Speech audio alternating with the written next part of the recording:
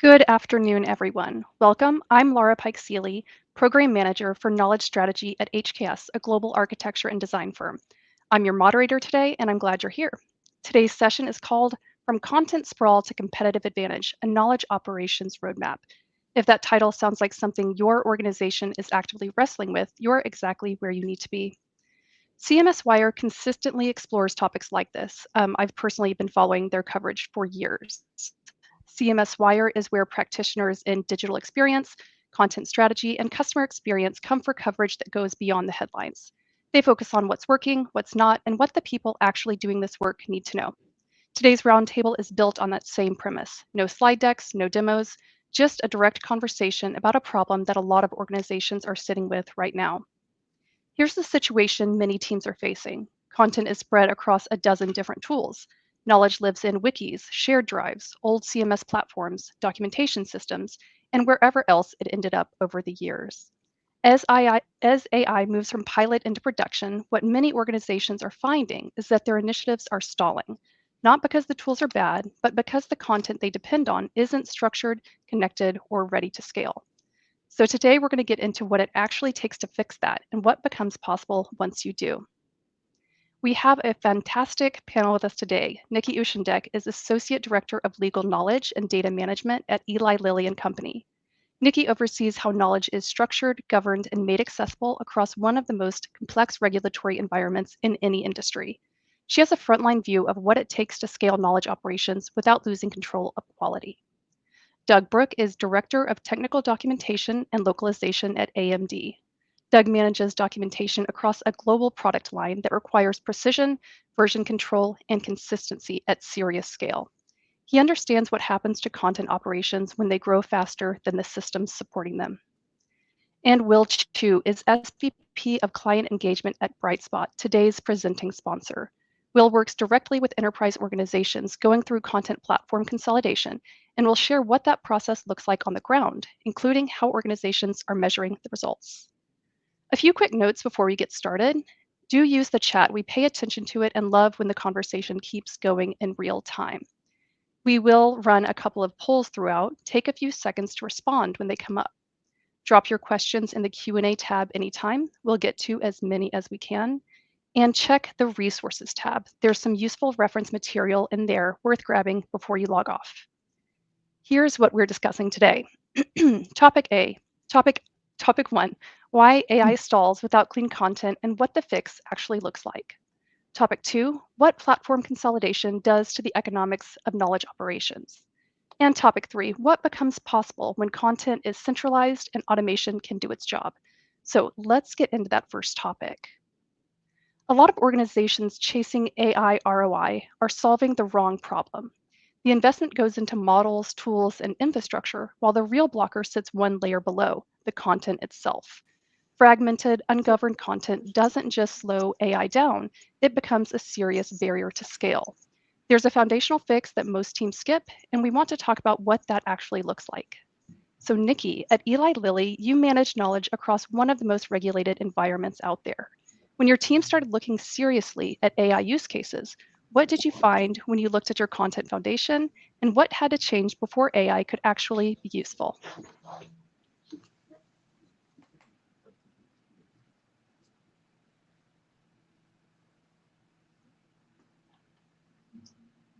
I'm sorry, you were cutting out a little bit. Can you just repeat the last? Of course. Okay. Let's see. We're at Nikki's question at Eli Lilly. Can you hear me now? Are we good? Yeah. Okay. Yes. Sorry about that. Yeah. So you manage knowledge across one of the most regulated environments out there. When your team started looking seriously at AI use cases, what did you find when you looked at your content foundation? And what had to change before AI could actually be useful? Yeah. So this is, I think, a really good question, and it's one that continues to change as AI is adopted and rolled out, and then just the technology in and of itself. What I started to find was that there are certain systems where knowledge lives, and there's really not a good option of always migrating to one location. And so initially, like even 2 weeks ago, if you would have asked me this, I was like 100% migrate consolidate, get it in one spot. And I do think that's still really, really important. However, I think that as tools advance, relying more on an MCP and being able to make the bridge and connect the different systems is going to be really viable. And I think in the long run, it's going to be a little bit more cost effective as well. But I want to preface that it's still really important to make sure that you do organize your knowledge and capture it. That's just something that AI is really highlighting, I think. Right. It's definitely making it super visible, super urgent, Yeah. right? It's what we're hearing about. We know if content isn't organized and governed and consistent as well, AI just doesn't have that reliable source that it can work with. So we hear about that proverbial garbage in, garbage out situation. That's kind of what we're dealing with, right? So I'm curious how that resonates with everyone joining us today, because organizations are all at very different stages of this journey. So our first poll is going to shed some light on that. So we can put up our first poll. Yes. So our question is, where is your organization in its AI readiness journey when it comes to content infrastructure? Your response options include, we haven't formally looked at our content foundation yet. We know there are gaps, but haven't started addressing them. We're actively working to consolidate and structure our content, or our content foundation is solid and AI is already delivering results. Congratulations if that last one is you. We're all trying to be like you. So let's give our audience some time to respond here. Okay. Looks like a few people actively working to consolidate and structure our content. That's doing the hard work right there. We have some people who haven't looked yet at their content foundation. We know that a lot of us are early in this process. Maybe you know there are gaps. A few of you know there are gaps, haven't started addressing those, but recognizing there's a problem, that's the first step, right?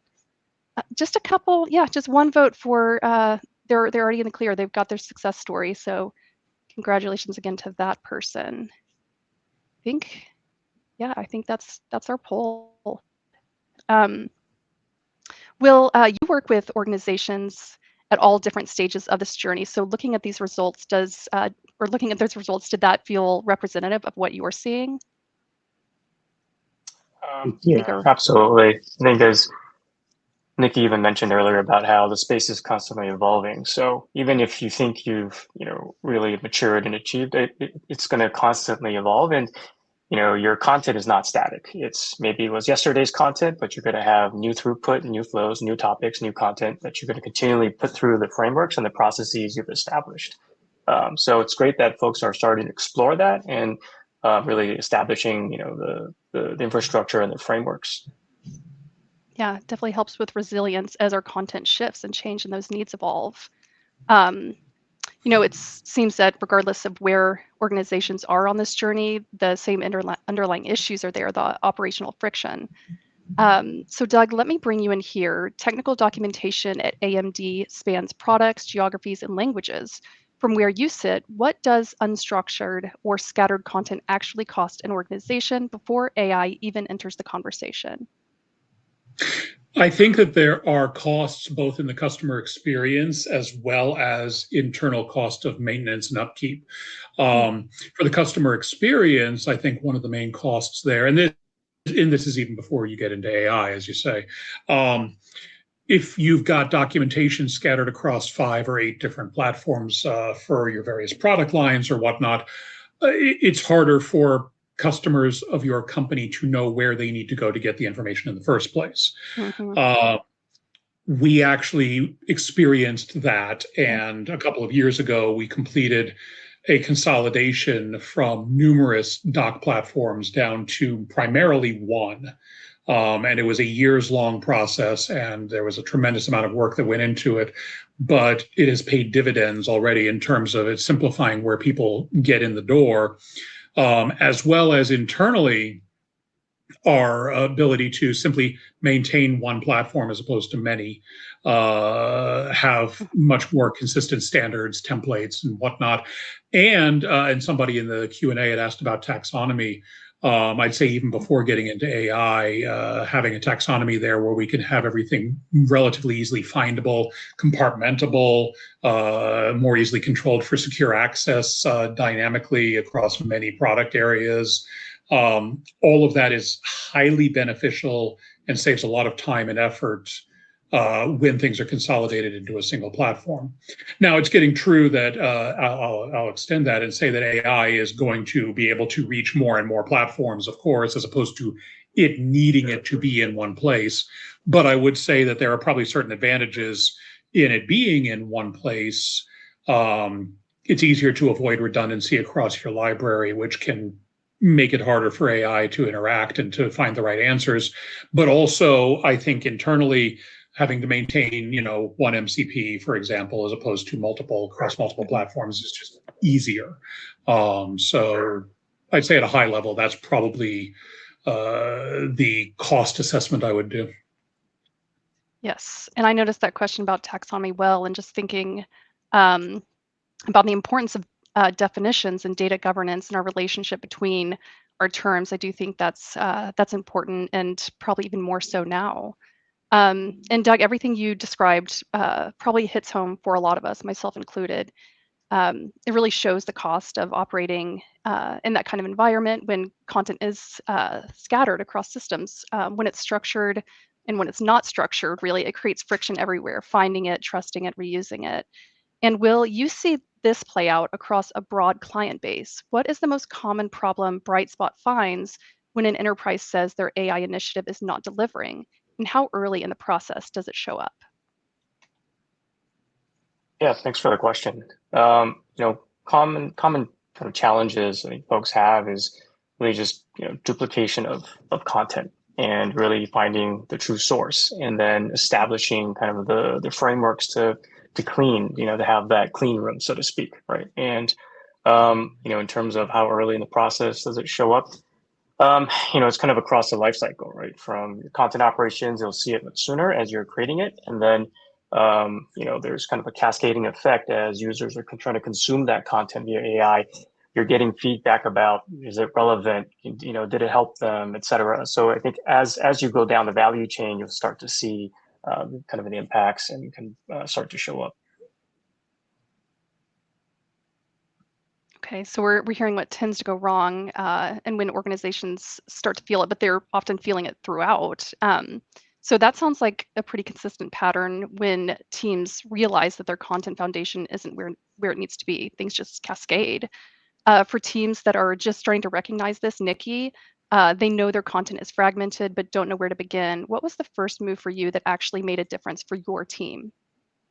The first one was actually creating an inventory. Where do we house our data? Why is it there? And then doing user interviews. Do you like where it's at? Is it easy for you to use? What do you like? What don't you like? And then kind of, taking it from there. I find users are so helpful in this because they will tell you, oh, I really, really like this feature, but it makes me nervous, so I never use it. And that could be what preventing everyone from fully adopting. So definitely do the archive, like figure out where everything is, and then do user interviews. Was there, when you went through that process with the user interviews, was there anything that especially stood out as surprising and you were like, I had no idea our users felt this way? So I feel like I've been around the block enough now. I feel like nothing's super surprising. But one thing that is consistent is you're always going to find people who 100% love a tool. Like, oh, this is the best platform ever. And then for that exact same platform, there's going to be someone who says, I absolutely hate this. This is the worst experience ever. So just be ready for that.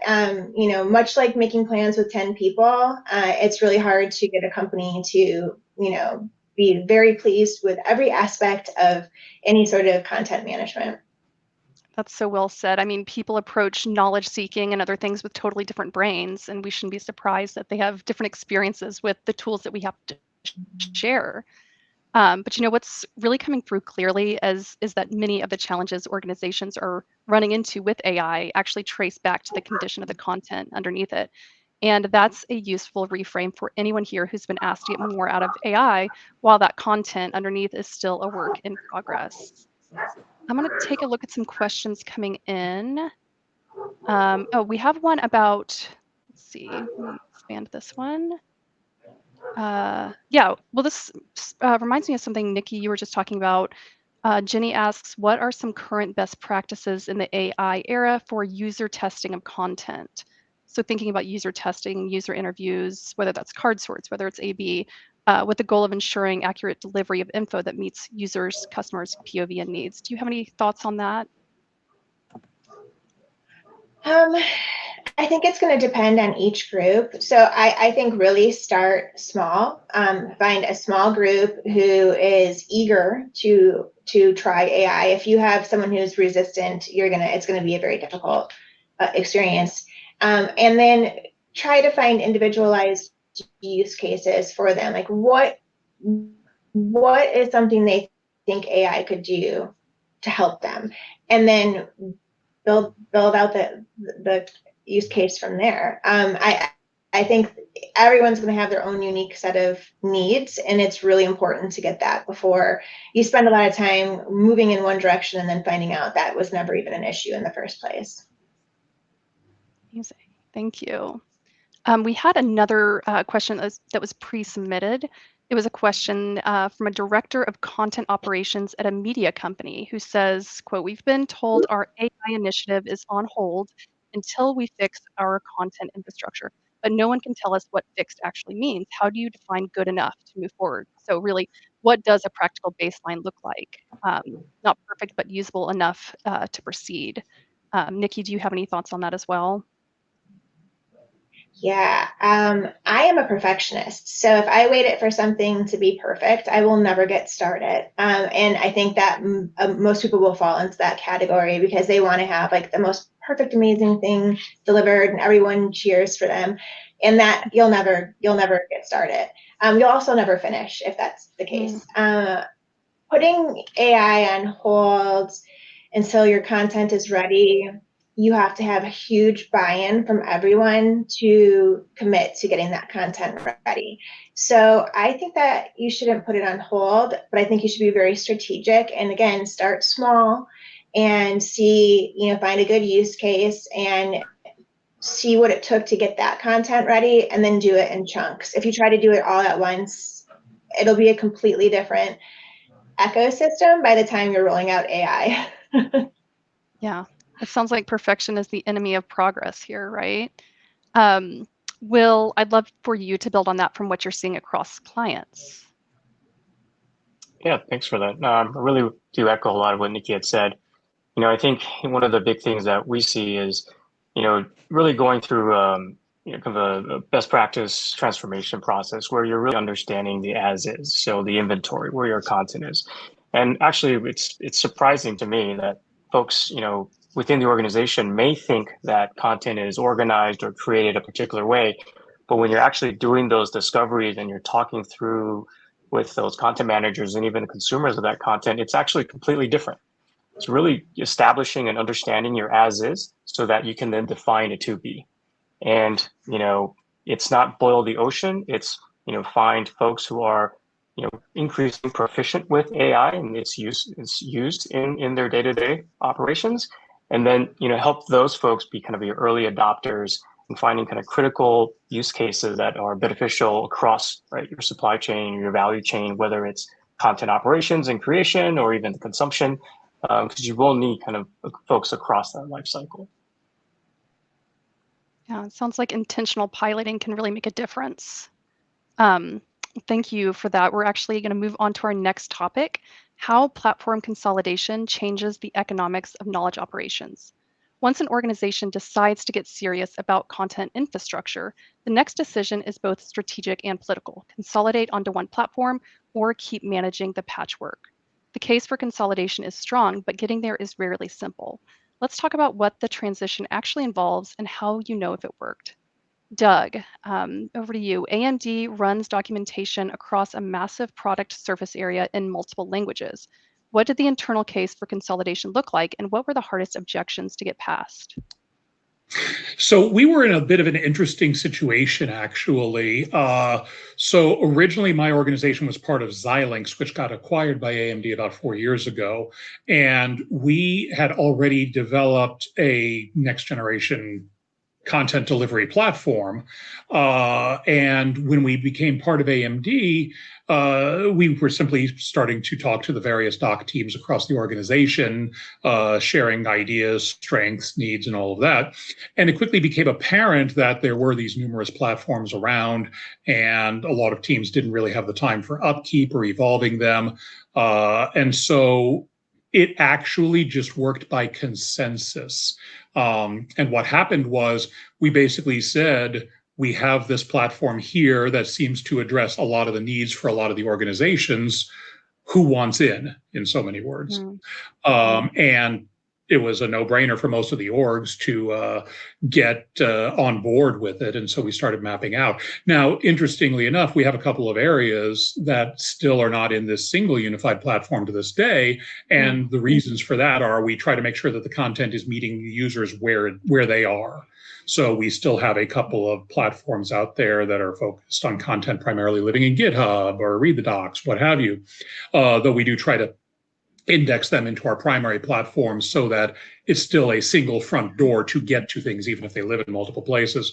So getting buy-in for us was actually relatively straightforward insofar as there was no edict for everybody to do it.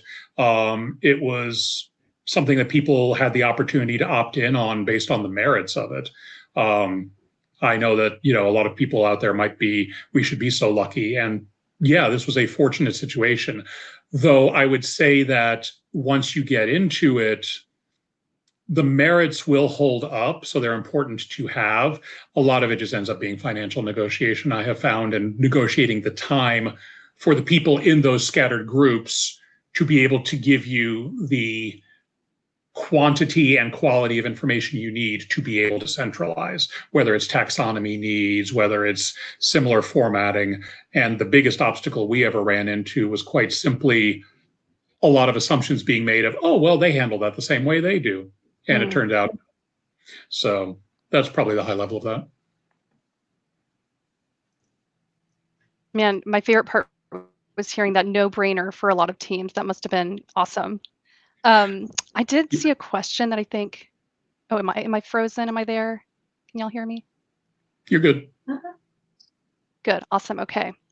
I saw a question, Doug, from Amelia, who says, I'd like to hear more from Doug on how his team componentizes content and makes it reusable across the business. Can you speak to that? Yeah, basically we have a component content management system that we use, and this actually went on a similar path as our content delivery platform as well, where we came in with a rather, current CCMS structure, and some other groups were using a similar CCMS, but were down rev or what have you, and some were in other authoring platforms. And so similarly, we did a thing where people would opt in on being able to join that single architecture. And once they did, we were able to establish, we were able to do a lot of playing around with DRMs, doing a lot with content reuse. And I'd say the biggest thing that we do in terms of that is a two-pronged approach. One is for people who are relatively new to content reuse, quite simply, we help them identify basic opportunities for setting up reuse in their existing docs to help reduce redundancy, on a basic level so they can get their feet wet with how it works. On a more advanced level, we'll go in and looking at the content architecture for various content areas or resource types, we will do an architectural analysis and either use that, of course, going into new areas or using it to revamp existing ones. So it's really a combination of getting people used to, with hands-on experience, what they can do with it, and then really doing the homework up front in architecture so that we can do something robust when there's extensive opportunity for streamlining. Awesome. Hope that was helpful. Amelia, going over to Will, when clients get over hurdles and they come to Brightspot having already decided to consolidate, what does the migration process typically look like? What tends to surprise them in either direction? Yeah, I mean, I think we talked about it. We touched on bits and pieces of that, really inventorying and finding the sources of your content. really making sure you understand what the current production pipelines are and distribution pipelines and methods. And then just understanding the different formats and sources, and then just what's the technology that you'll need to do that migration. Some of the content is maybe well structured, maybe some of it is in kind of monolithic, and you may have to then break those up. And so that's where some of the surprises tend to come in, where one, I think all of us as part of different organizations, we may want things, we may want activities to go at a particular pace, we may want to hit certain milestones, but I think we are sometimes surprised by how slow or fast our organization move, the approval processes, just even finding the right SMEs and authorities on content, right?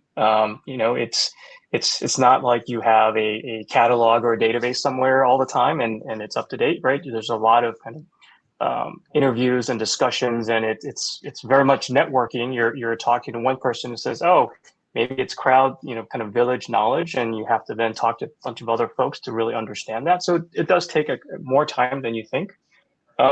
And then I think Doug touched on this, which is as you're looking at, bringing the content together, whether that's, complete centralization or some level of indexing,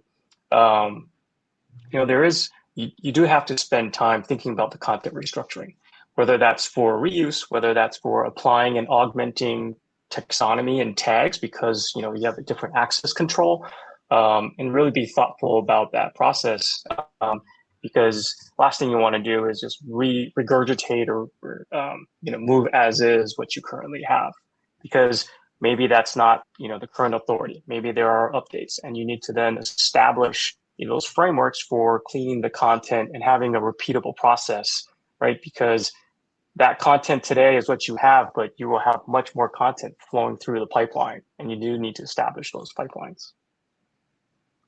Yeah, and hearing that, it's easy to see why this can feel like an incredibly important big step for organizations. So Nikki, how did you build the business case at Eli Lilly? Getting budget and executive buy-in for platform consolidation is the obstacle for a lot of people in this audience. What framing actually worked? So I didn't have to. It just was naturally understood that in order to continue to stay competitive and to be innovative, that this was a necessary need, and that I actually was hired for this. So I was lucky. I didn't have to fight this battle. I know that a lot of companies don't, and I just, having been in the KM world for a while, a lot of companies are like, oh, that's a want, not a need. AI has really, I think, highlighted how a good information architecture in KM is actually a need, not a want. So I think, oddly, I think AI is making it a little bit easier, and I think all of us can see how we're a little bit more in demand, or viewed a little bit more important than we were even 5 years ago. Yeah, I've heard people say knowledge management is back, though I don't know that we went anywhere. But Doug and Nikki, I'm so happy for the two of you. It sounds like y'all didn't have to fight a lot of battles, but I know that that's not always the case. Even today, with all this recognition of KM and organization of information, what that can do for AI, which of course is a big priority. But I am curious what this looks like for everyone joining us today. We know the barriers aren't always technical. Sometimes the hardest part really is getting the organization moving in the same direction. So we are going to launch our second poll.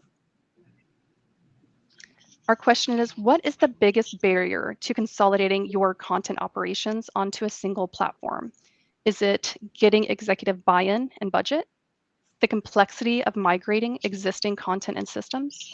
Getting internal teams aligned on one platform?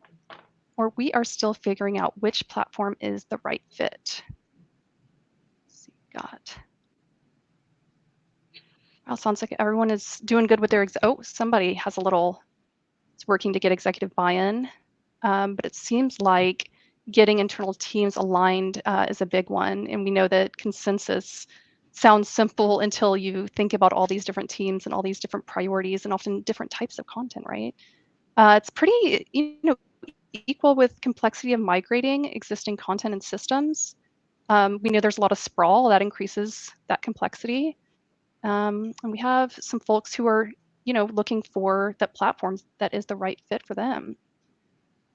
So yeah, that's really interesting. It reinforces how multidimensional this challenge actually is. It's not just about choosing a platform. It's about migration, governance, alignment, budget, change management, and all of those do introduce complexity. And looking at these responses, one thing that's clear is that even after organizations make the move, getting people aligned around a single source of truth can be its own challenge. So we are going to move on. And we actually had a thoughtful pre-submitted question from Ethan that does get at that. Ethan asks, when official revision control documentation exists, but teams still rely on their own local docs, how do you determine why that's happening? And what could help change the behavior?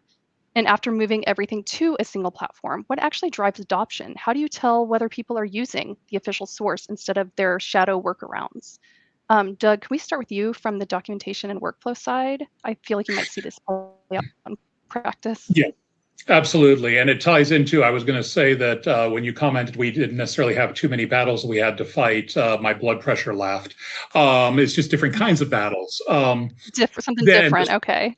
Exactly. And this question ties into that actually. And this also ties into something Will was saying before. We actually, in our process, because when we merged content onto a single platform, there was a lot of drive to shut down the existing platforms that we were migrating from. Mm-hmm. And so, like if you've ever seen The Hunt for Red October, they have a line in there about the myth of Cortez bringing his ships in the New World so that his men would be highly motivated.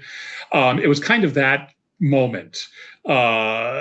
Basically, there was no way for them to get to the old stuff, so they had to acclimate with the new platform. So that was one way to bypass it. It came with challenges, though.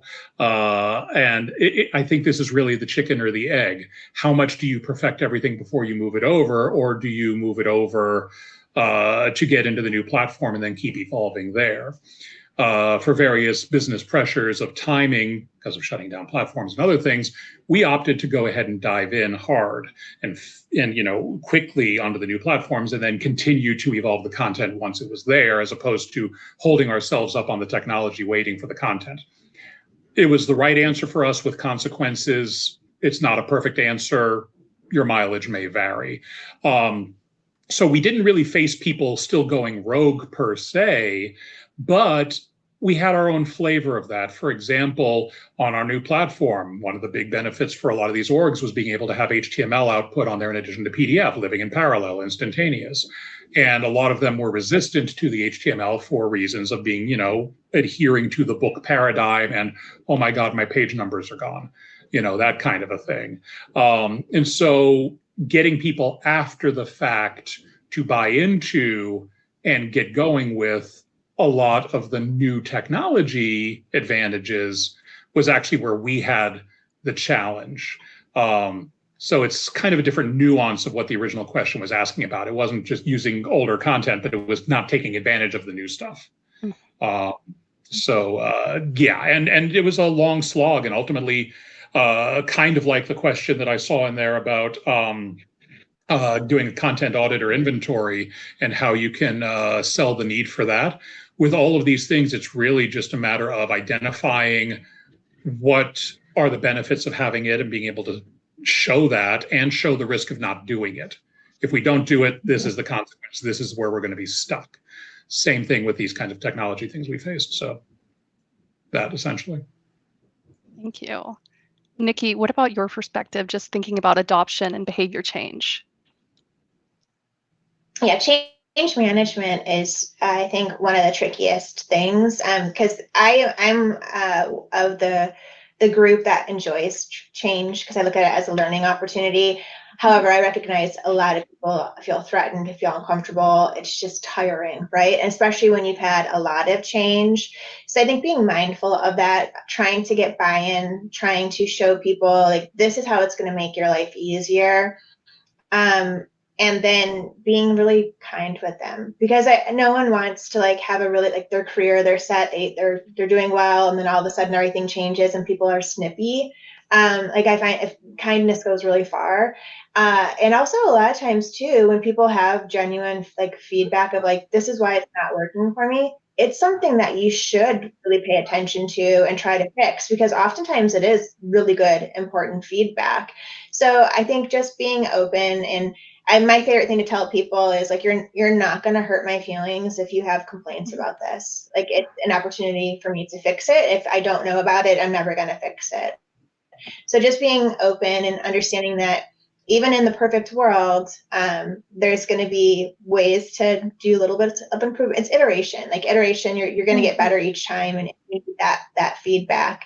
One thing I would say for a content audit or inventory to encourage it is, take a look at where you are, like what jurisdiction you sit in. Sometimes you need to know where your content is, so that way, and with GDPR was huge, so that way you're aware of it and can comply with certain regulations. So you could actually use that as a motivator.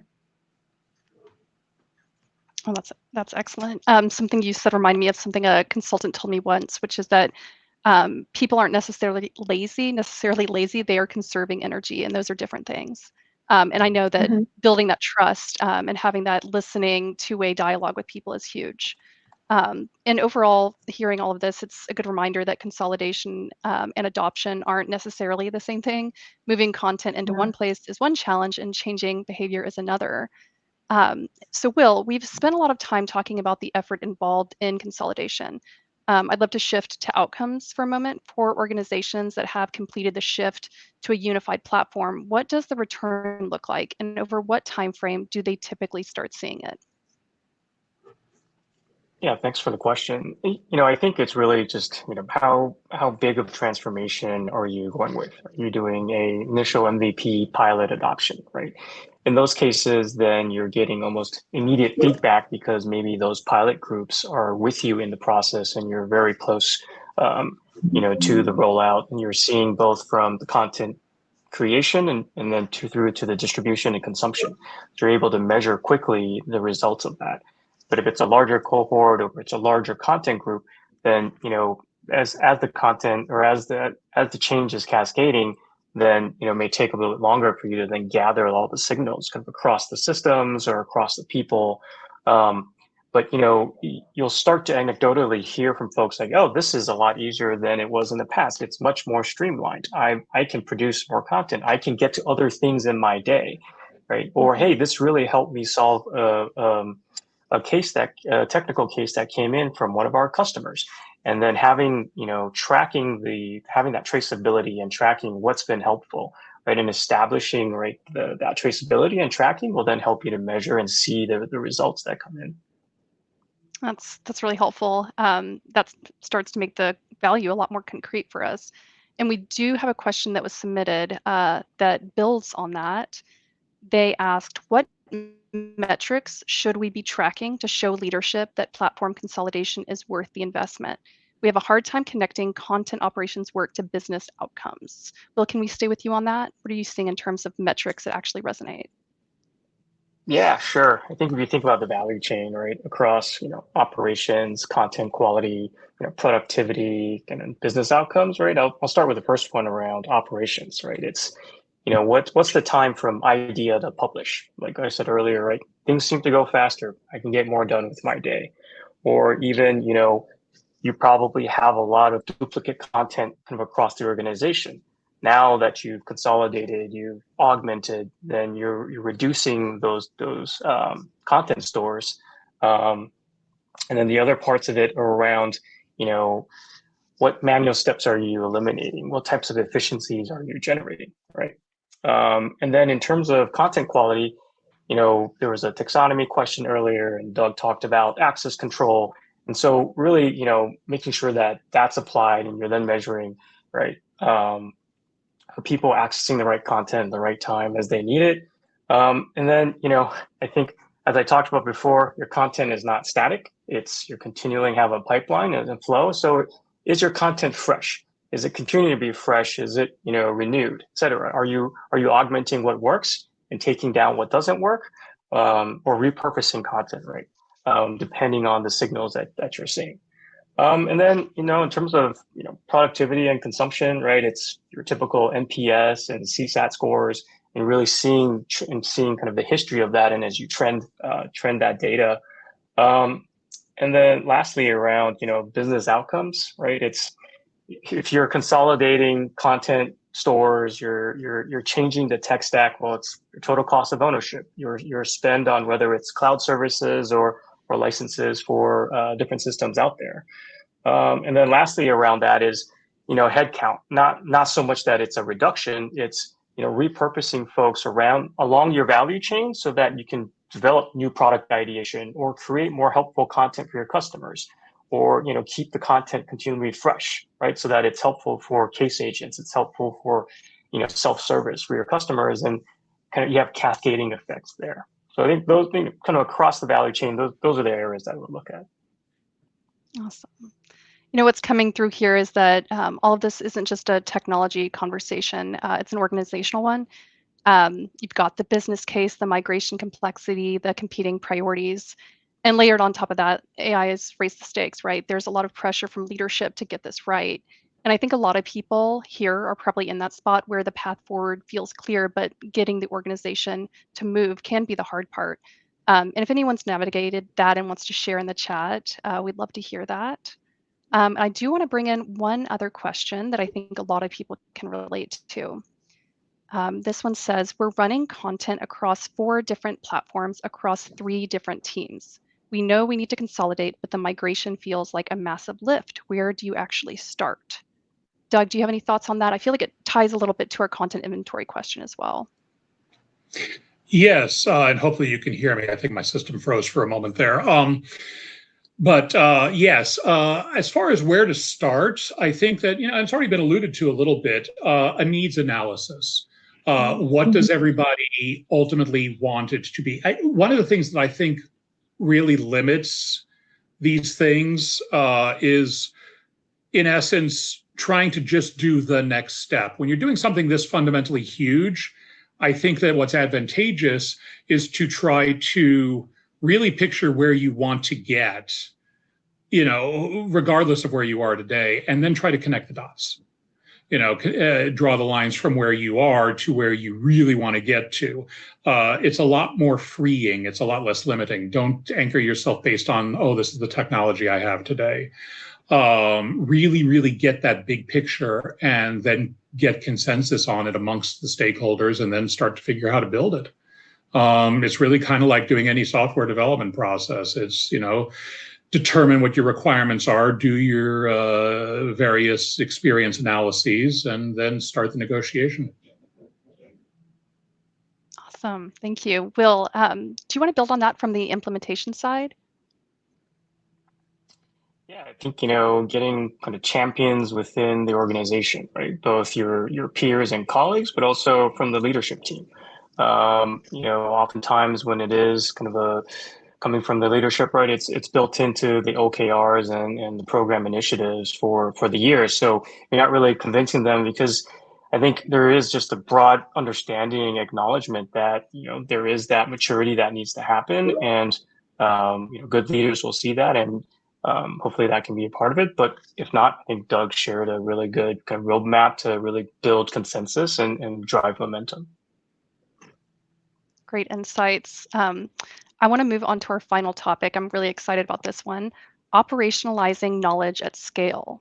Getting content onto a single governed platform is the starting point, not the finish line. The real opportunity is what comes next, when automation can start to deliver on its potential because the content underneath it is clean and consistent. Let's talk about what this looks like in practice and where human judgment still needs to stay in the picture. Nikki, once you had a more centralized content foundation in place, what were you able to automate that simply was not possible before? What did that open up for your team? Yeah, I think a lot of this is like for automation that we've been focusing on is just some of the simple tasks, like help me manage my email, help me find a calendar invite where all 5 people have availability across different time zones, like that. Now you're not letting it send the email. It's prepping it, it's finding it. So you're just clicking a button and it's surfacing. And that's one example. That's like a low hanging fruit. And that's very much AI. Copilot does this often.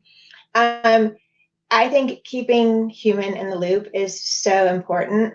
One thing, I work a lot with attorneys, and I think this makes my job easier, to be honest, because attorneys are used to working with other people that might do a lot of prep work, but ultimately only the attorney is able to practice law. So their name is on it, they're doing the review, they're finalizing it, they're the human in the loop. Same with doctors, right? That you can start integrating AI into medicine, but at the end of the day, the doctor is the one with the license. So in fields like that, it's a little bit easier to get people to understand, like, hey, you still need to have a person in the loop there. So I think having someone doing a final review and being like, yes, this is good to go, very much like you would with either like new employees or junior employees. You're going to review the work, and that's what the automation can automate. Oh, my favorite thing is like metadata columns. If it can scan the document and then automate it and put it in there, and you're not having to think about it, fantastic. You still need to do an audit though, and to make sure that it's not getting confused, that the taxonomy is good. So things like that. It's like the tedious stuff or the stuff that's a little bit annoying. It just makes it easier for you. Mm-hmm. Yeah, it's probably helpful to work with people who are so sensitive to risk and really understand why their expertise is so needed. And for metadata, I mean, sometimes there are fields that we can trust that our automation tools can do easily, whether that's a publication date or something like that. And then there are other things like tagging with certain terms or sensitivity levels that, are really important for humans to look at. So it's like a lot of nuance to it. And Will, agentic AI is getting a lot of attention right now. Based on what you're seeing with clients, where does automation genuinely add value in a knowledge operations context? And where do you think human judgment still needs to stay in the loop? Yeah, I think, as you're managing the content and people are consuming it, you're getting feedback, whether it's from your customer, whether it's from your colleagues, et cetera, and synthesizing, analyzing all of those signals, and doing it quickly is where AI really helps you. And then it really starts then to recommend, what content changes may you need to make. Maybe you need additional, books, playbooks, et cetera. Maybe you need to archive others. But the speed at which you're able to then come to those conclusions, and that's where the human in the loop comes in, because AI can synthesize and recommend, but you want your SMEs, your content SMEs, whether it's in particular subjects, to then review those and stamp those, because then that becomes your authority and you can trust that you have the integrity in the content, right? And then furthermore, I think it's just the throughput, right? You can more quickly get up-to-date information out to, whether it's your case agents or your customers. And it's really that real-time knowledge, and it's really that event-driven updates that are kind of just continually going through kind of that recursive workflow. So I think that's really been helpful to, to see how, you kind of have the human-led kind of AI consumption. Yeah. So all of that, it gives a good sense of where automation works and, those places it does need guardrails. Doug, in technical documentation, accuracy and version control are non-negotiable. How do you think about automation in that environment? Where does it help and where does it create risk you have to manage? Because I'm sure there's, if you need one thing, it's more to manage, right?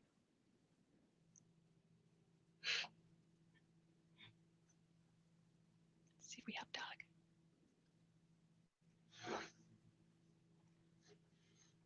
Give him one more second. Doug, can you hear us? Okay. Well, while we're waiting to see if Doug can join us, we are seeing a question from the audience that I think might be relevant for teams in regulated environments. They're saying, we're nervous about automation making changes to our knowledge base without human review. How do you build guardrails without slowing everything down? And we talked about this a little bit, but I think, yeah, keeping that the scale and the pace while also allowing for that human review is a good question. Nikki, can we start with you on that? I know you have a lot of experience with regulated environments. Yeah, you can build in an approval link. So after everything gets done, someone reviews it and approves it. And you can build that into any sort of automation, which I think it's valuable.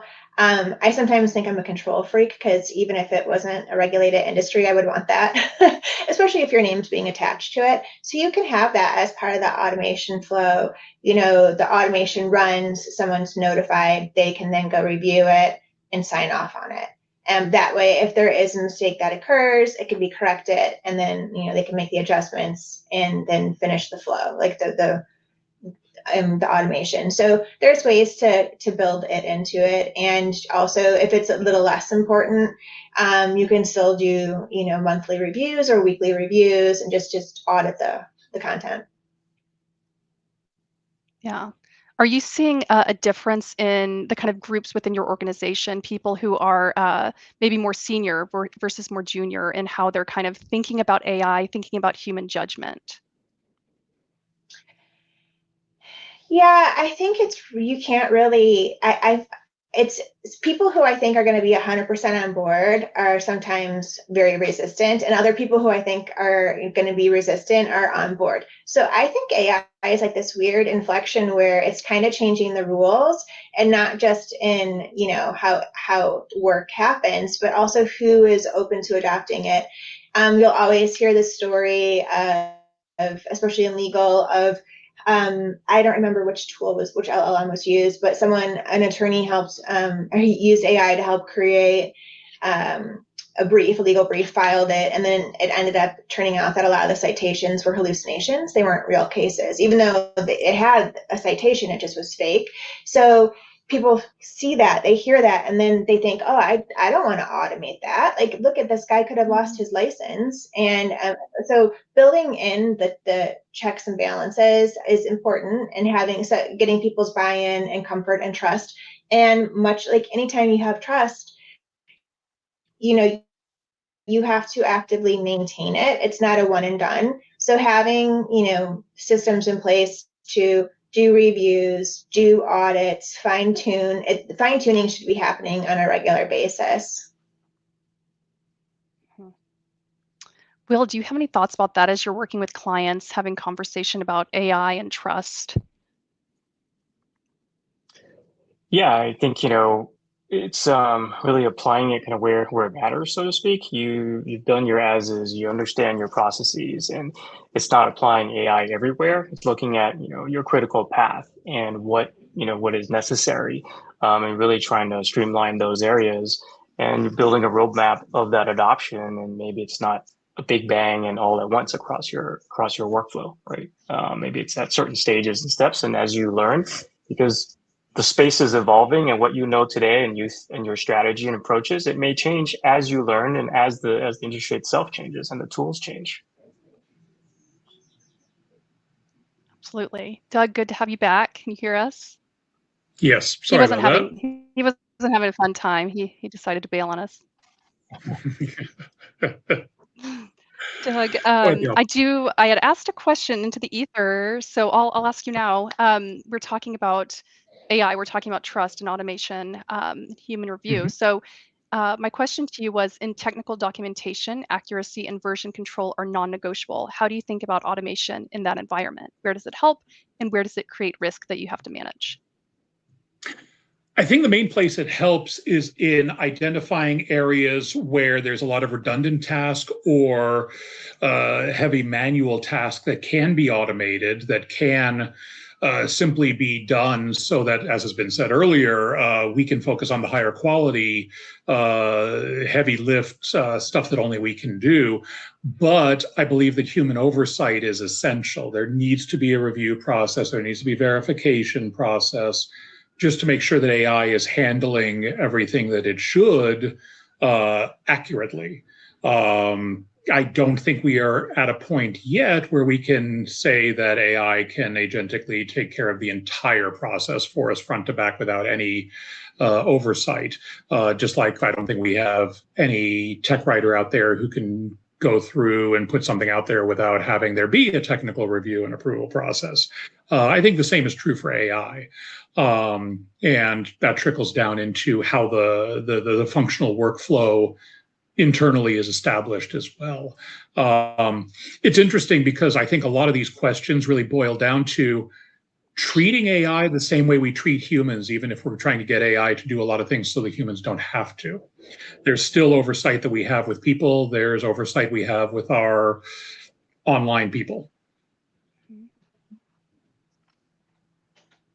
Absolutely. That's, I think, that feels like a good place to land.